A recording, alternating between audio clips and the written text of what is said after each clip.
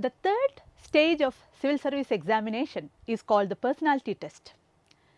People are very anxious about this stage because it is just the last step towards your dream journey. So, how to manage this last stage effectively? Team Pathways bringing you an introduction to the UPSC personality test. First of all, to effectively manage this particular stage, you have to understand what exactly going on in this stage. So, the idea is to master the game. So, in order to master the game, you have to understand the rules of the game. So, let us see what exactly happens in this stage. When UPSC talks about personality test, what exactly are their directions? If you check the notification, there are a list of explanations given by UPSC. So, first of all, let us see what they are saying about it. So, the list is pretty lengthy.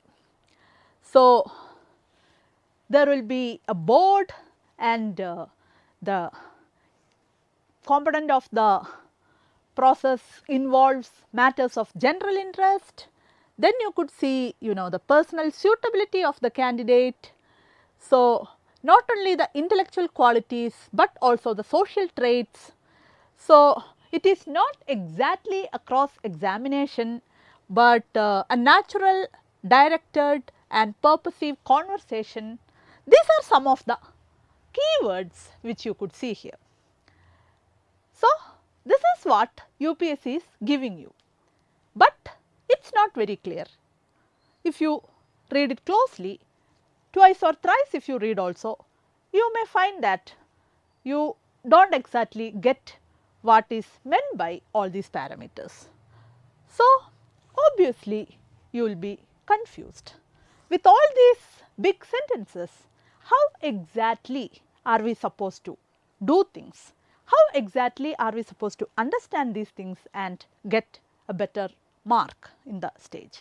So, let us see how we can simplify the whole instructions. Yeah. So, ultimately you could see that it is a conversation. UPSC is very clear about it. So, you will be there and in front of you there will be an interview board consisting of 5 members from different walks of life. So, you will be asked questions and of course, you will be answering them, but the idea is it is not exactly a question answer session. It is not an interrogation, it is not a cross examination even, it is ultimately a conversation. And the conversation has a purpose, and that purpose is to check whether you are suitable for the job. As you very well know, the selected officers of Indian civil service are actually the face of the government, because they will be interacting with the public, especially people who get into Indian administrative service and Indian police service. They deal with common public on a day-to-day basis. So, these people, they will be the exact face of the government. So, that suitability part also needs to be checked. Regarding that suitability part, the parameters I will explain later. Yes, but before I go to the the parameters required for the suitability part, do not forget the maths, because the people who are going for interview have already written their mains and qualified. So, in mains you have 7 papers. So, 250 marks each, your 1750 mark is already over. Now, you have just one more step, a 275 mark personality test. So, you have already completed 7 papers and this you should treat like a 8th paper. So, you should not worry too much about the 8th paper since you already completed the 7 papers. But the important part is you do not know how well you have done. So, you might have got the interview call, but your marks may be just above the cutoff mark or you may be an all India topper. But at this stage, you do not know your marks, UPSC also do not know your marks. So, the idea is to perform maximum and do well in this particular stage. That is why everybody is anxious about it. But at the same time, you should not be too much worried because all the out of 8, 7 papers are already over. So, just relax and do this maths, it may be helpful. When we say the parameters required to be part of Indian Administrative Service or any of the service for that matter, the most important qualification or quality which is required is the ability to process massive amount of data. That part has already been checked during your mains examination. With the 7 scoring papers and 2 compulsory papers, you are actually manipulating a large amount of data, you are applying your mind, you are writing answers within a stipulated time. So, that data processing ability has already been checked and a large part of your communication skill, at least the written part of your communication skill is also being checked. So, what more? The data processing ability and communication ability, at least the written part of it has already been tested. What more? Let us see. The next requirement for a civil servant is efficiency. So, particularly this Indian administration is so huge that without efficiency the whole system will collapse. The civil service is the permanent executive. So, they are the one which keeps our country intact.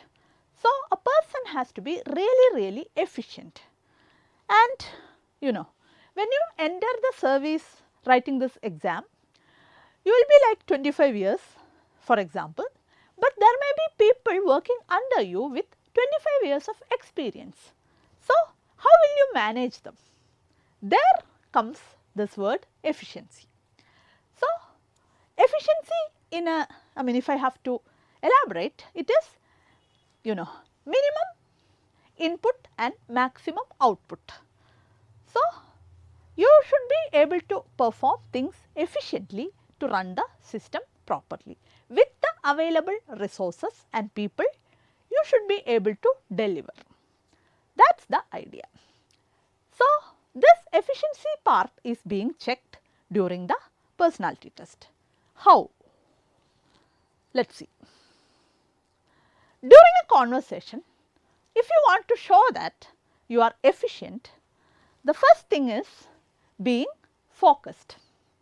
So, the examiner, the person who asks questions here may be asking a very pointed question. So, you have to address that question exactly to the point.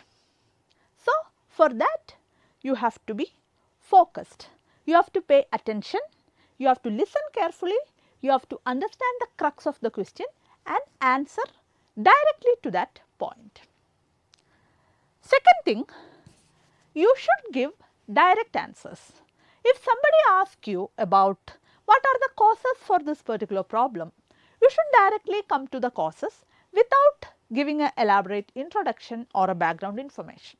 Because in a conversation, you do not need to lecture the other people, because you should assume that they know exactly what they are talking about. So, you should directly come to the point. So, keeping answers to the point, short and complete, that is the idea. So, in most of the questions, within 2-3 sentences you should be able to answer.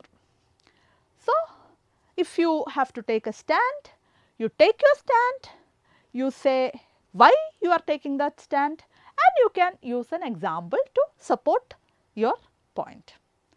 That works in most of the cases. So, let me add another practical usage if you keep things this way, because if you speak like this with the maximum efficiency of words and information, you will get more number of questions. If your answers are not clear, if your answers are not to the point, the board members may have to ask you again and again. So, in a time of say 20 to 30 minutes, you may not get enough number of questions. But if you are answering with proper focus, and if you answer to the point with efficiency of words and all, obviously you will get more number of questions.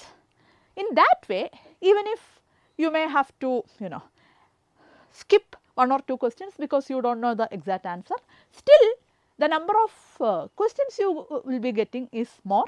So, you may give more answers.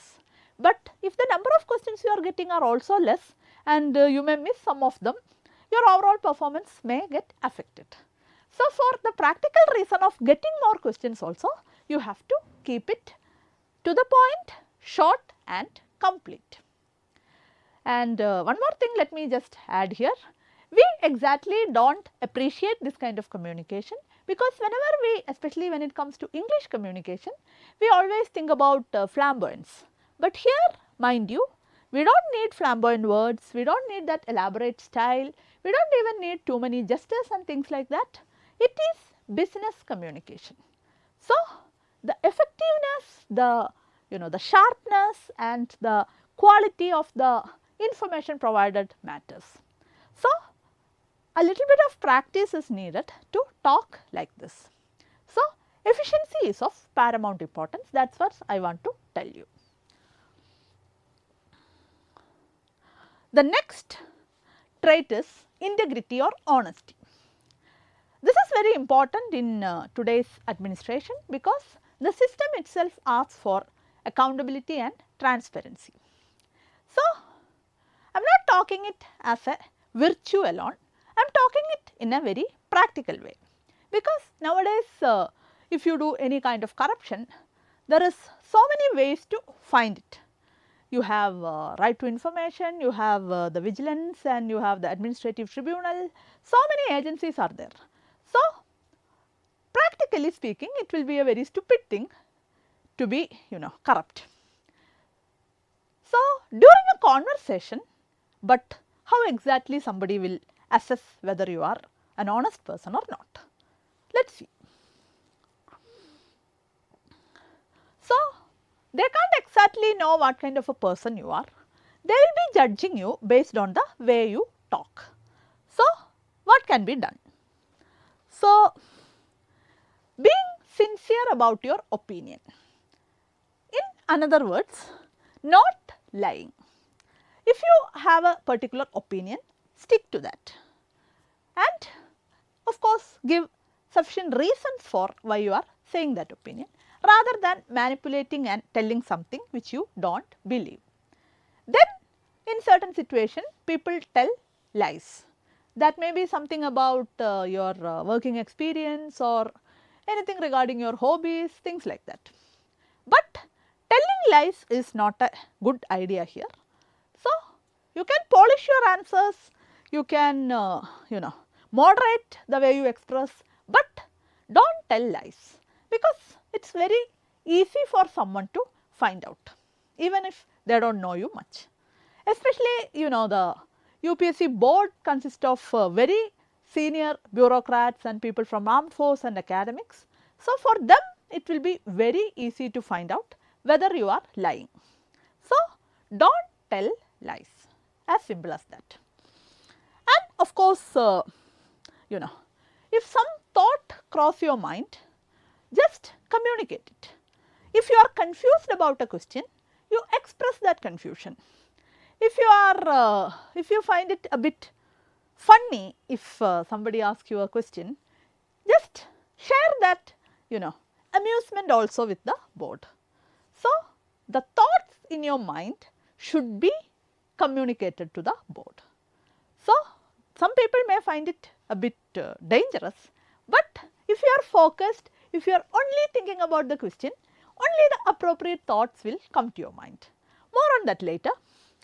And of course, do not act smart or build up about yourself. That also is considered as lack of honesty. So, in short, it is about being yourself. So, while I will tell about the mistakes people make, I will go a little bit more on this. Okay?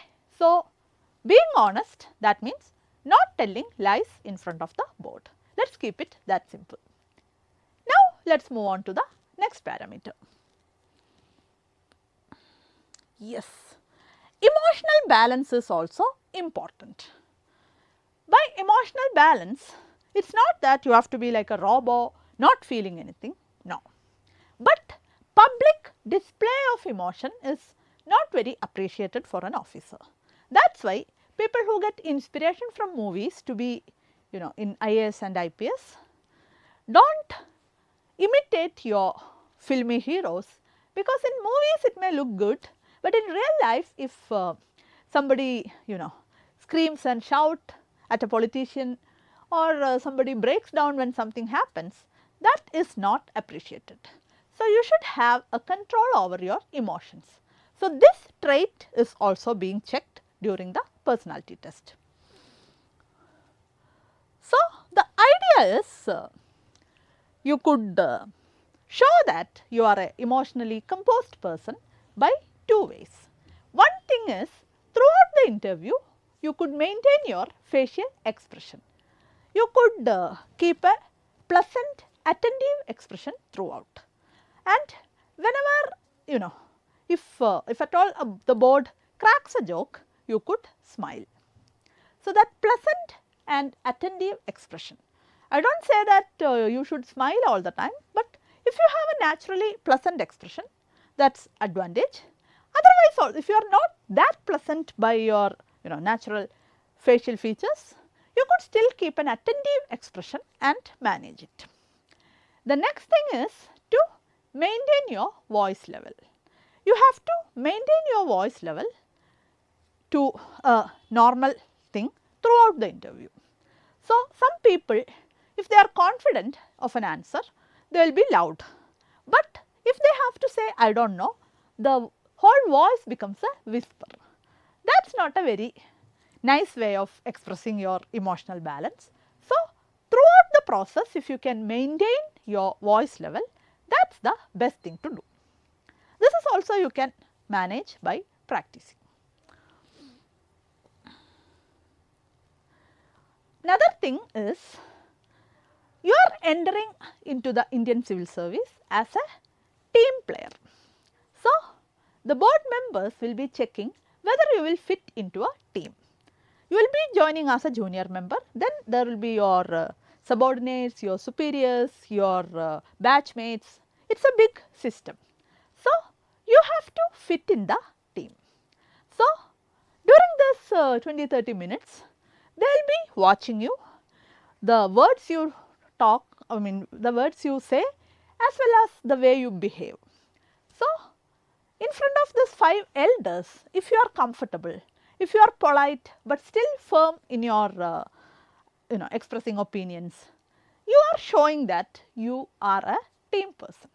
So, your comfort, confidence and clarity of thoughts, calmness, everything matters.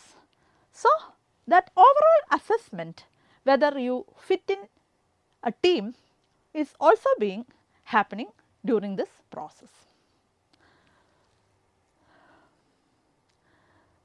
Then if you are a particularly pleasant person, that is always an advantage. Of course, it is a genetically given thing, but such people always get an added advantage, because as I said, the officers are going to be the face of government. So, people love to have a pleasant face to look into. So, that is an added gift, but if you are not naturally that pleasant, of course, you can't do much about it. more thing here. If you are a person with a good sense of humor, or if you are a very creative person, a person who has original thoughts and all, that can be added. I mean, that can be an added advantage. You know, this humor and creativity, if there is a chance, you could, you know, use it. You could put that added gifts of you into advantage, but provided that there is a apt question where you could express these things. But if you have that traits in you, always that can be put into use. But humor and all, it has to be appropriate because it is a formal situation. Yeah. Last but not the least, still your information, your knowledge matters. As I said, the massive data processing work abilities have already been checked, but still to have a purposive, you know, meaningful conversation, you will need a lot of information. So, the importance of that knowledge is always there. Many people may tell you that your knowledge has already been checked, now it is the personality test. Do not take that literally, because when somebody says that, you should understand that in this stage knowledge is just a means to an end. They are not checking how many points you set and giving mark accordingly. But in order to give a meaningful opinion and all, of course you need a lot of information, and during the interview also you may get a lot of factual questions.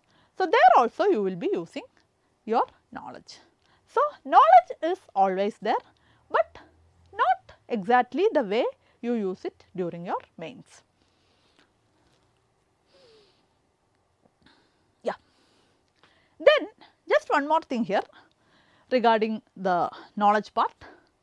They are not looking for a particular opinion from you, but when you express your opinion, they just check that whether the opinion is balanced. So, balanced opinion is not about not taking an opinion.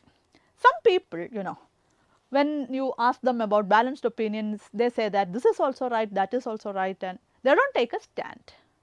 Balanced opinion is when you analyzed both sides of the argument and coming to a conclusion, that conclusion becomes a balanced opinion. So, whether you are in favor of this or that does not matter, but have you thought about the other side? Have you thought about the problem and analyzed the problem in its total? That is the, you know, the criteria UPSC is looking into. Are you aware about the contemporary happenings? Do you take an active interest in things around you? Have you digested the information? Are you just blurting out things which you read somewhere, or are you just, are you really thought about things? So, these are the things which need to be considered. So, that balanced opinion thing, this is it. Have you arrived at this opinion considering all the facts? Yeah. If you make any mistakes during the conversation and if the board points it out, you should say sorry. But when you do not know an answer, you do not need to feel sorry about it. You just say that, sir, I do not know. But in case you make a factual error and they point out, of course, you have to say sorry. So, that is just an added thing I would like to share here. Yeah. And mind you, UPSC is not looking for a flamboyant orator or an activist. They want efficient managers to run the system.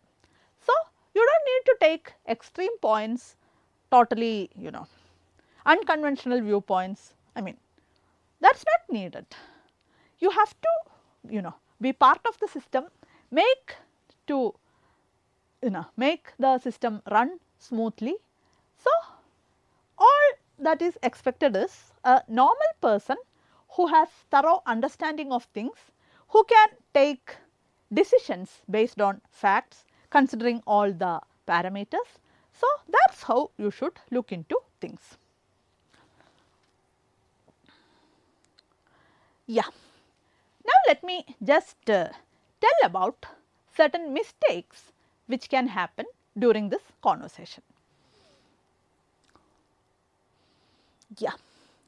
When it comes to the mistakes related to efficiency, one thing is speaking at length.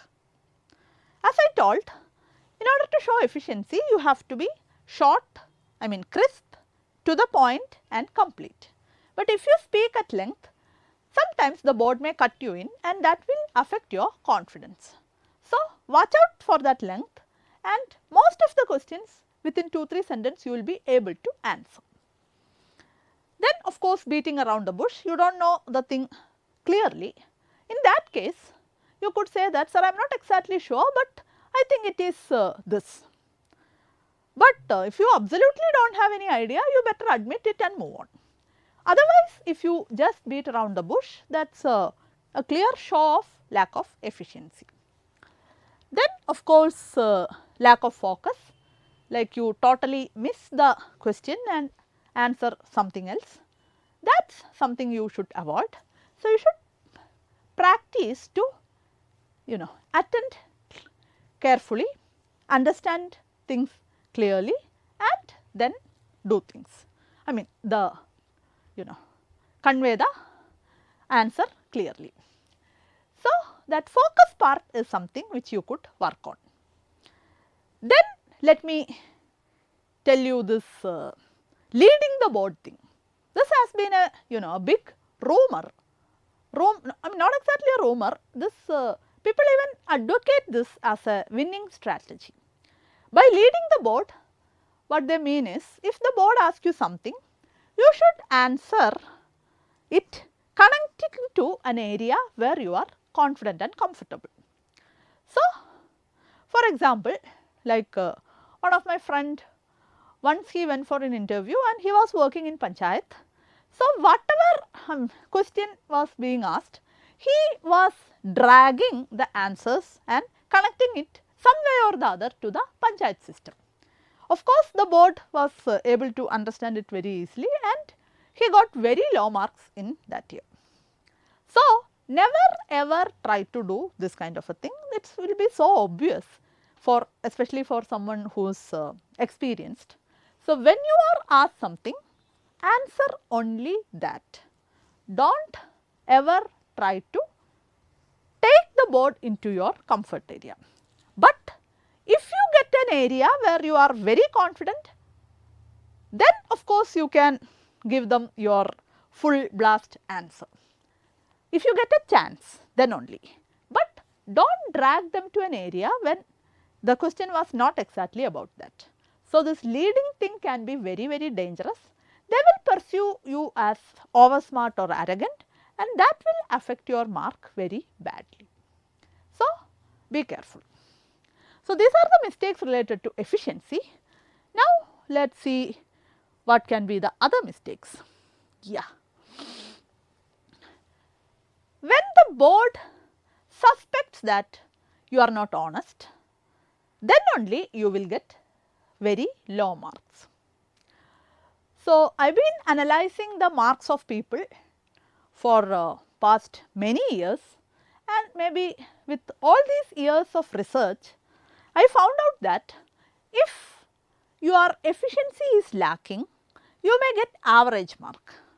But if there is a question of dishonesty, I am not exactly saying that you are being dishonest as it is, but if the board perceives that you are not honest, then you get very, very low marks. Especially people who get 2-digit mark and all, it always happens because of this particular issue. So, how could somebody make a mistake regarding this integrity or honesty? Speaking artificially, like artificially in the sense you fake an accent or maybe a different kind of opinion than you actually think. So, that faking of accent, faking of your opinion, and that artificiality is something which the board can perceive. So, that will be considered as an act of lack of honesty. Then of course, bluffing. I do not need to go much about it. You do not know a thing, but you are bluffing. That is another possibility. Then trying to impress the board. Somehow you want to build up that you are a very honest person or something like that. So, if you purposefully do that, that also will not be helpful. Then if you make a mistake and if you are defending it, nobody going to like that. Of course, you can clarify your part if needed, but if you are very defensive. So, for example, I remember one candidate, the board asked about a book. He has not read that book, but rather than saying he has not read that book, he told that he just got into reading, so that is why. So, the board did not like it. So, this kind of a defensive answer, and obviously that is not a nice idea. Similarly, if you play it safe, for example, somebody asks you a question and you know the answer, but you may not know very in-depth details about this particular thing. So, right from the beginning, rather than answering the direct question, you are afraid about the future possible question. So, outrightly you are saying that you do not know. This is what I call anticipatory bail. So, anticipatory bail again is not a nice idea. Somebody, a young person who want to get into service, the board does not want you to be playing too much of safety. Similarly, another thing I want to tell here, if the board asks you to do something, for example, to one candidate the board asked to speak in Hindi, to give a speech in Hindi. Another candidate, I remember the board asked him, because that person has psychology as his background, the board asked this person to tell something about him.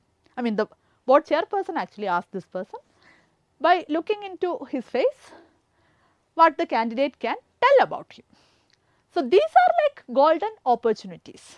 You are getting a chance to do something other than just speaking. But in both these cases, these candidates refused to perform the things asked by the board, and both of them ended up with very low marks. So, that playing safe ultimately does not work here. If the board asks you to do something, even if you are not that familiar or confident, you should make an attempt. So, even if the board tells you to sing, just sing. If the singing is not good, it is their problem. So, that playing safe and taking an anticipatory bail kind of a thing is not going to be appreciated. Then some people, they may agree to whatever things the board says, irrespective of whether they have an opinion different. Some people on the contrary will disagree to things which the board says, so that they could show that they have an independent opinion. So, just for the sake of agreeing or disagreeing, if you are expressing your opinion, that is not going to work.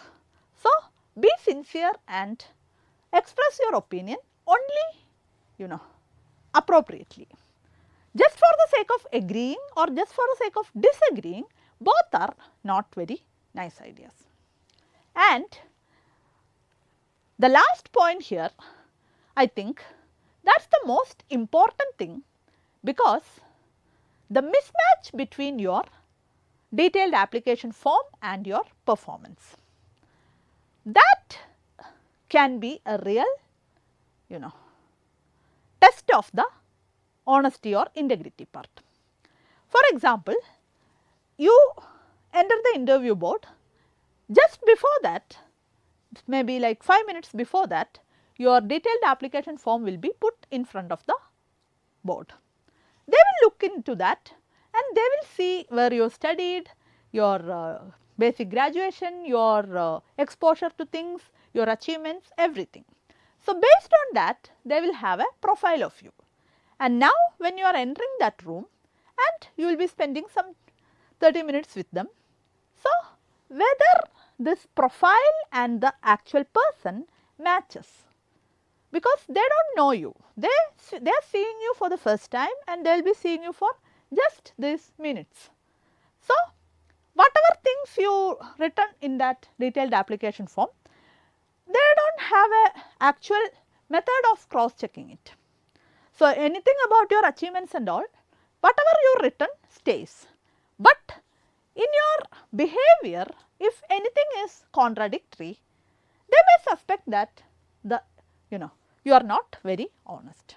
Say for example, you studied in a very good school with English medium and all, or you studied a place away from your home, in a different in a different state and all, where you have to speak a new language, or you have a exposure of studying in a premium institute where automatically people speak a lot of English.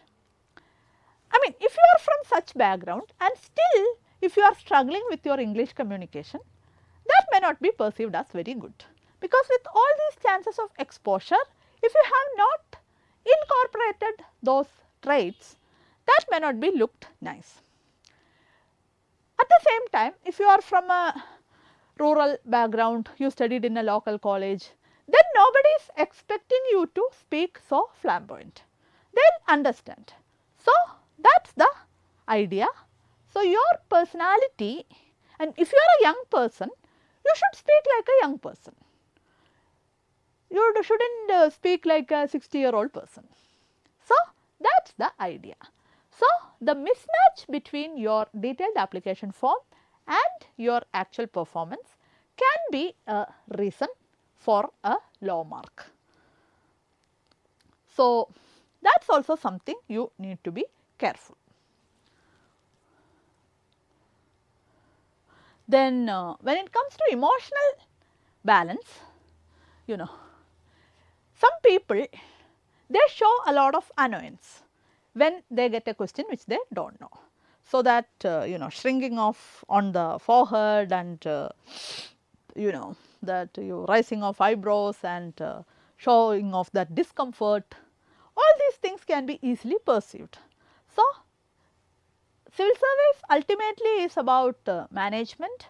So, you will get a lot of new challenges, particularly Indian administrative service is a general management thing. So, a lot of new things you have to learn and cope up with. So, nobody expect you to show that kind of discomfort. So, but if you have that habit, that will not be very much appreciated. And sometimes people put too much of emotions when they speak, and as I told you already, that is not very much appreciated. You have to even if you are talking about pedophile or such kind of a criminal, you have to maintain your composure. Then misunderstanding the context. The board may be telling you something in a jovial mood, but if you misunderstood the context and give them a very serious kind of an answer, that may also put you into trouble. So, when you talk, when you process that question, understand the context, why the board is asking you that. They may be trying to help you, they may be trying to cheer the mood, but if you did not get it and if you become further tensed, the whole thing is a waste. So, try to understand in what context they have asked you this particular question and react appropriately. Then some people read too much into the board's expression. The chairperson may be keeping his face very serious, or sometimes the board may be very jovial. Irrespective of the expressions of the board member, you have to maintain your composure and answer accordingly. And Sometimes the board member may just close his or her eyes and listen to you. Sometimes they may be just writing and just listen to you. So, does not matter. All the time they do not need to look into your face and nod or something like that, because for them it is a routine matter. They may be seeing 10 to 15 candidates every day for around the year. So, it is totally up to them to show the emotions whichever way they want. You should not read too much into the board's expressions. Yeah. And mind you, one more thing, to check all these parameters, your efficiency, your honesty, your emotional balance and your comfort as a team person, all these things, if they want to check, they just need to ask you factual questions. So, even if they did not ask you very deep kind of opinion questions, does not matter, they can still assess you based on factual questions. So, do not have any expectations on the types of questions you are going to get. Remember, there is no syllabus for UPSC interview. They can ask you anything, factual, opinion, personal, anything. So, your job is to react appropriately to these questions. And one more thing, the questions are generated on the spot. So, too much of preparation is also not going to help. You have to process the information on the spot and respond. Yeah, it is a conversation. So, in a conversation there is always give and take. So, they may counter your opinion, then you acknowledge that and put some more information. Sometimes they give you another information and you may want to alter your opinion slightly, and all these things happens. A free exchange of thoughts, that is what conversation is all about. So, keep your mind open and react appropriately to the stimuli. So, and of course, it is a formal occasion. So, whatever you say will be appropriate only. You do not need to worry too much about it. But at the same time, if you just see this 5 people as the last obstacle, things may not work. But this is the stage where actually there are 5 people to help you. They are just aiding you, they are just smoothening that process of you getting in. So, if you have that positive mentality, the whole conversation becomes very smooth and a clear free exchange of ideas happens. So, keep that in mind. Yeah. Most importantly, I would say, if the board asks you a particular question, never ever think about why, because they can ask any question to anyone. Because I remember at one point of time, somebody asked a candidate from Tamil Nadu about, can you tell me few freedom fighters from Gujarat other than Gandhiji and Sardar Patel?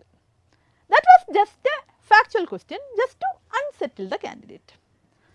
They do not need to, because if you think about the logic, they do not need to ask a candidate from Tamil Nadu about freedom fighters from Gujarat, but they just did. So, if you get a question, just process that information. If you know that, answer. If you do not know that, say that you do not know, or if you know something about it, say that I know, I have an approximate idea about this and express it. That is the only job. Your whole brain has to be focused on the question. If you start the why part, then the thought process is compromised, your answer will be compromised, and the whole quality of your answer will be very, very bad.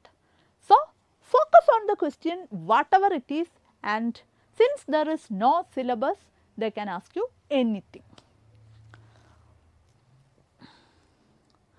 Yes. So, as I told you, a person from a rural background will not be compared against a person from a public school or a very prestigious institution background. So, you will be competing against yourself. Based on your DAF, if everything matches perfectly, you will get a good mark. So, just before you, if there is a very beautiful or handsome stylish candidate entered, that candidate is not going to take away your marks. Your 275 marks are all yourself. So, just be yourself, do your best and you will be just fine. And mind you, they are giving marks based on your performance. It is not an overall assessment about how good a person you are.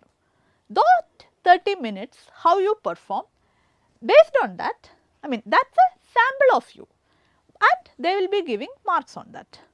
So, you should try to give your best on that day. And mind you, see the whole thing like a cricket match. Even if your average is something like 50, on that one particular day even a best batsman can be out without scoring a run. Technically it is possible, but the next day you may be scoring 100 as well. That is why it is only based on the questions and your performance that a candidate going for interview, sometimes this year a person get good marks, next year the marks may vary, that is because of the performance. It is not about subjectivity, it is because of the actual performance, because in certain people, you know, some areas may be comfortable and some areas they may not be very comfortable. So, depending on the kind of questions, the marks can very well vary. So, have faith in the system and do your best. And if you want to, I am just telling you about the basic parameters and things you need to keep in mind. If you want to know in depth about the process, the parameters and the things you have to do, and of course regarding the costumes and other kind of nitty-gritties and details, there is this book called How to Ace Civil Service Interview. It is available in Amazon and you can check this book. I tried to put my all these years of experience in it and it will be good enough to answer all your queries related to civil service interview.